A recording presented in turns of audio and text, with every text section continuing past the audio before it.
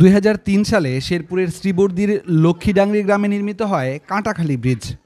1.5 কোটি টাকা খরচে নির্মিত এই ব্রিজটি 20 বছরেও কোনো কাজে আসছে না এলাকাবাসীর। রাস্তা থেকে ব্রিজটি এতটাই উঁচু যাতায়াতই সম্ভব না। অ্যাপ্রোচ সড়ক না থাকায় নির্মাণের পর থেকেই ব্রিজটি ব্যবহার করতে পারেনি এলাকাবাসী। এই রাস্তায় কোনো যানবাহন আসতে পারে না, কোনো ভ্যান গাড়িও আসতে পারে না। দিনের রাতে অ্যাক্সিডেন্ট, ভ্যান গাড়ি অটোমোটো যাইতেছে 4-5 জনের ধরি ফেলি তুলি ফেলি দেওয়া হয়, তাও উল্টি পাল্টি যায়, মানুষ মারা যায়। গেল বর্ষায় মাটির রাস্তা সরে গিয়ে চলাচল আরও বিপজ্জনক হয়ে উঠেছে। এলাকাবাসীর অভিযোগ, বিএনপি আমলে ব্রিজ হওয়ায় আওয়ামী লীগ সরকার এখানে আর কোনো কাজ করেনি। বিএনপির আমলে হয়েছিল।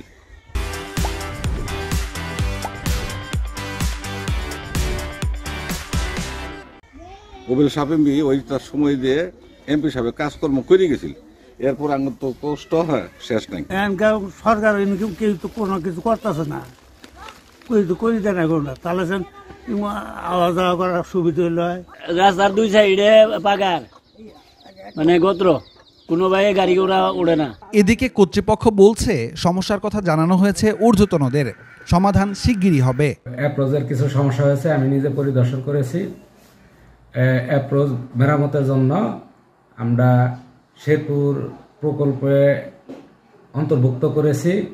তাছাড়া অ্যাপ্রোচবিহীন যদি কোনো ব্রিজ থাকে সারা বাংলাদেশে, এই ধরনের একটা প্রকল্প বাস্তবায়নের জন্য হেডকোয়ার্টার থেকে পত্র দিয়েছে, সেটার প্রেক্ষিতে আমরা হেডকোয়ার্টারে ডাটা পাঠিয়েছি।